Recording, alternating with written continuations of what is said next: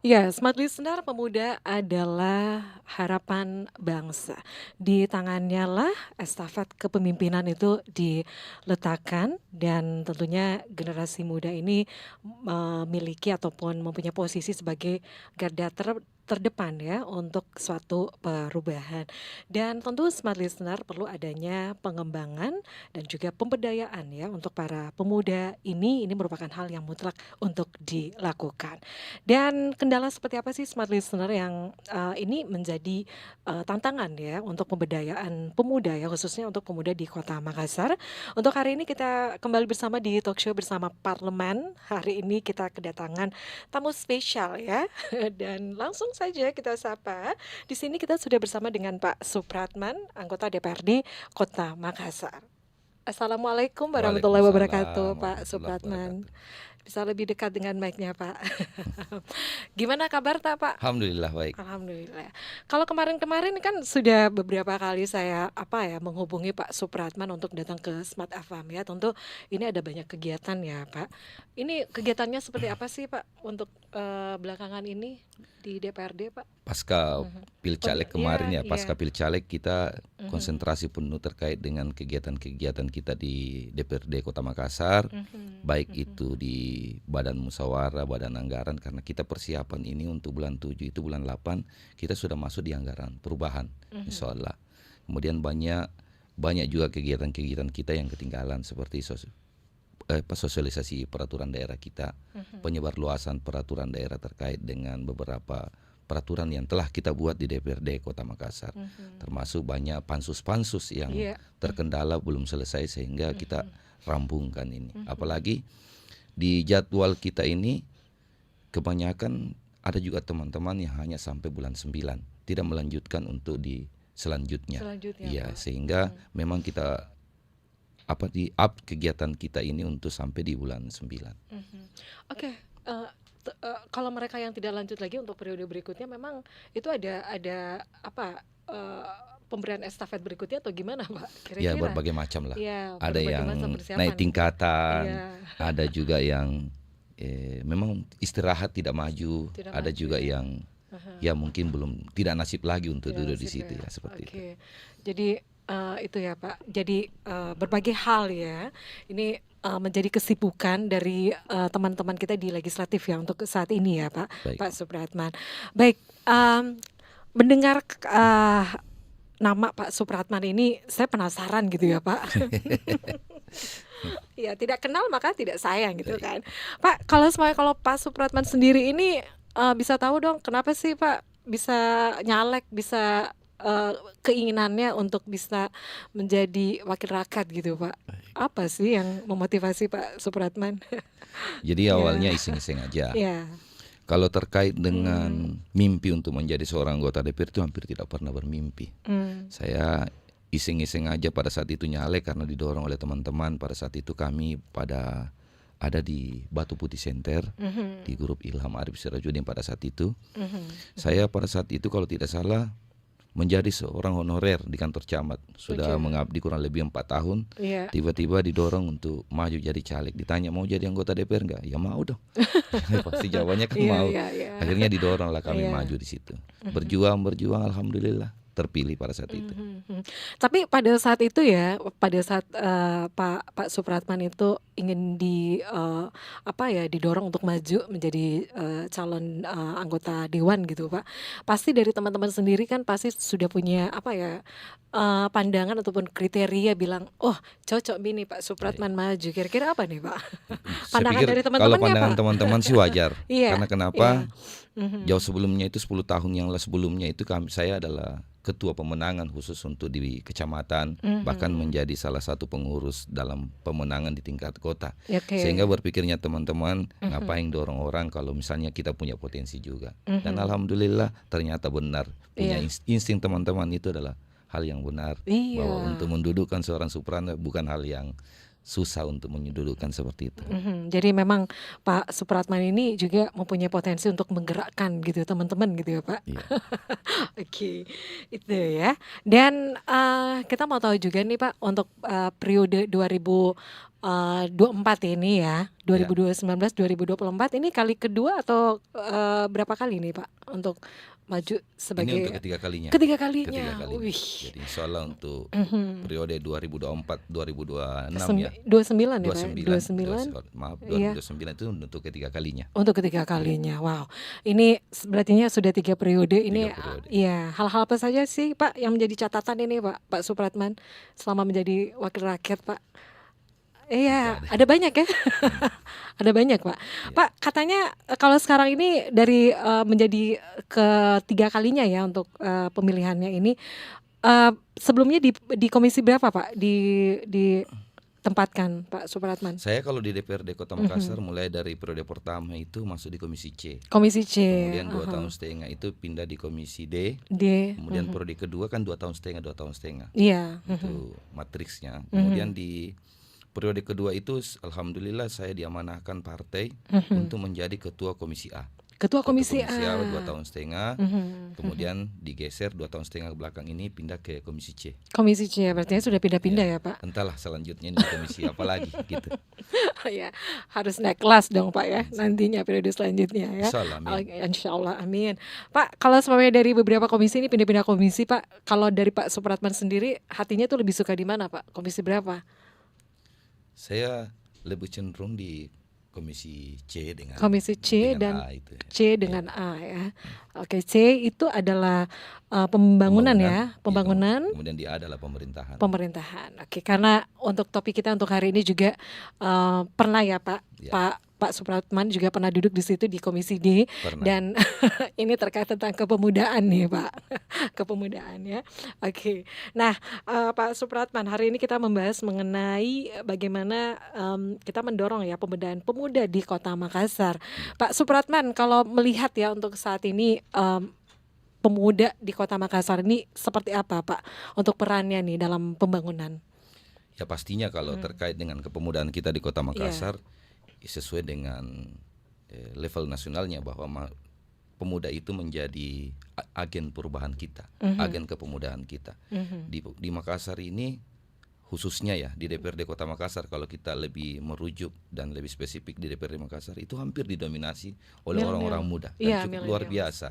Cukup luar biasa penerimaan kepemudaan kita di Kota Makassar. Makassar. Iya. Apalagi dalam perspektif kegiatan-kegiatan kepemudaan kita di Kota Makassar itu sangat ditunjang full oleh pemerintahan kita. Baik itu di Dinas Pemuda Olahraga maupun di Dinas Tenaga Kerja. Banyak pelatihan-pelatihan kepemudaan.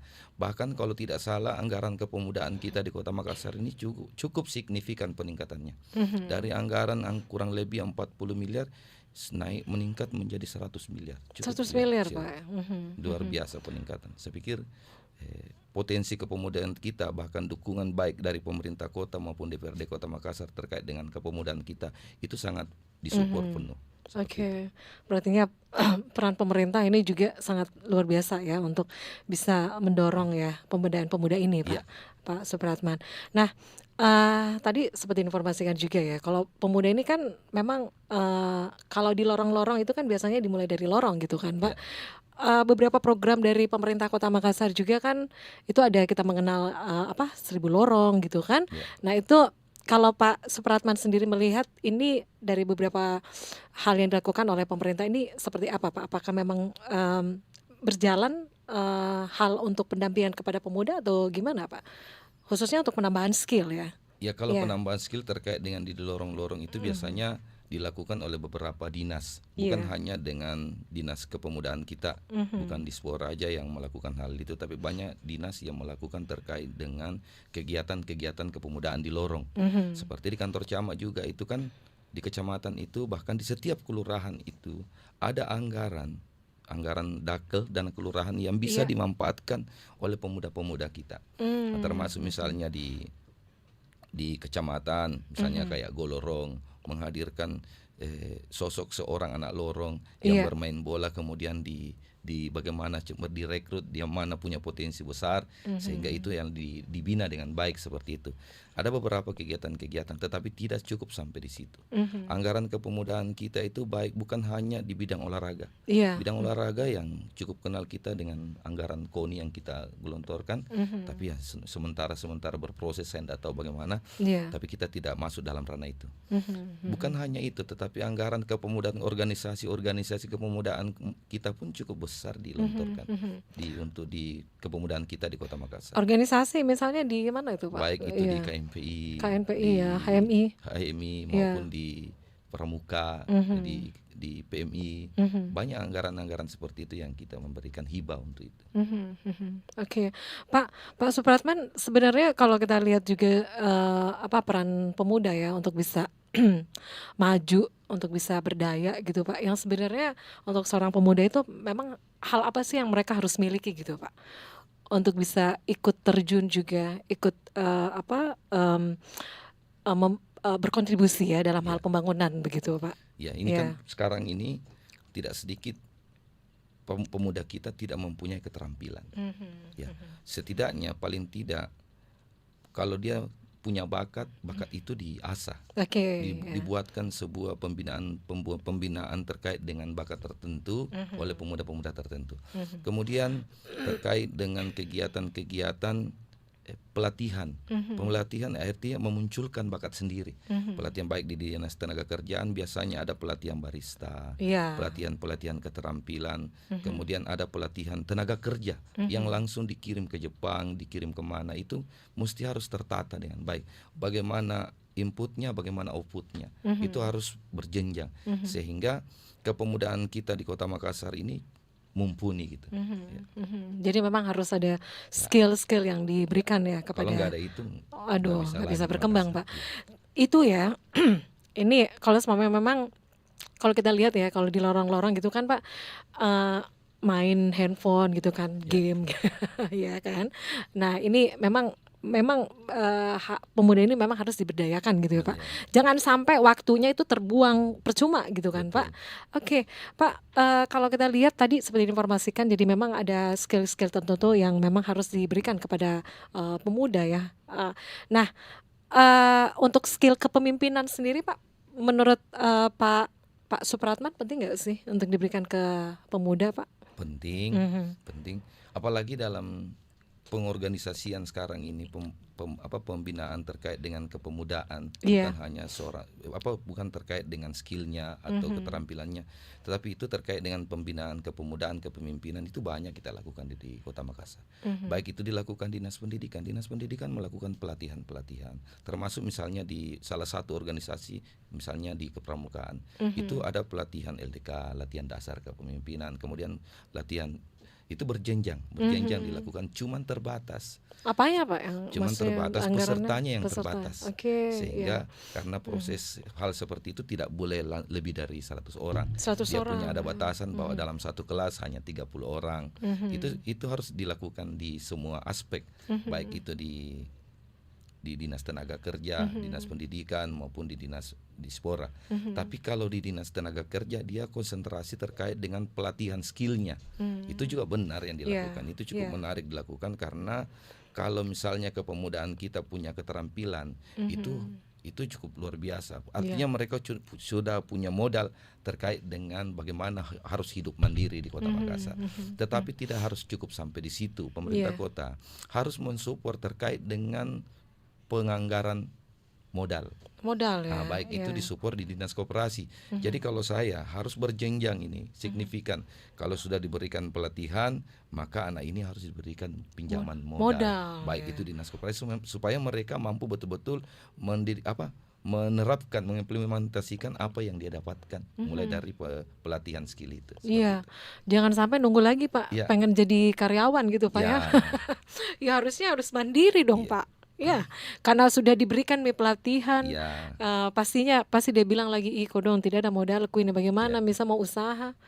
Ya, jadi di sini peran pemerintah Iya, itu Pak ya, baik itu harus di dinas koperasi maupun dinas terkait dinas dengan hal itu. terkait ya. Oke. Jadi itu merupakan hal-hal yang penting untuk dilakukan bagaimana untuk memberdayakan para pemuda gitu Ya, Pak. Pak, tadi diinformasikan juga Pak untuk skill kepemimpinan ya. Saya kembali ya. lagi nih.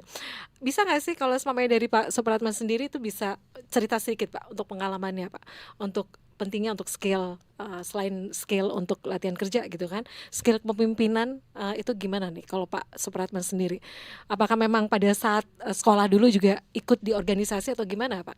Ya kalau Iya. terkait dengan saya, memang Mm. saya hanya besar di organisasi, Oh baik ya. di Mhm. organisasi kemasyarakatan Mhm. maupun di organisasi politik. Mm. Saya Mhm. lama ikut sama Pak Ilham pada saat Mhm. itu. Mhm. Awal karir saya di politik itu kan ikut Mhm. di Bapak Ilham Arif Sirajuddin. Mhm. Kemudian berjenjang sampai dengan saat ini. Mhm. Nah, Mhm. kemudian kalau terkait dengan keterampilan ya cukup banyak lah, Ya. apalagi kami khususnya di Antang Mhm. itu banyak pengrajin mebel. Jadi kalau soal mebel seperti ini ya itu sudah makanan mentah kami khususnya di Antang seperti Berartinya itu. ini yang lain gitu ya, Iya, hal yang lain dari Pak Supratman ya. iya. Oh dulu memang cukup akrab Pak untuk untuk mebel ini Pak, Kalau pembuatannya atau gimana Pak? keterampilan seperti itu Keterampilan ya pembuatan mebel Pak. boleh kalau jalan-jalan ke Poltek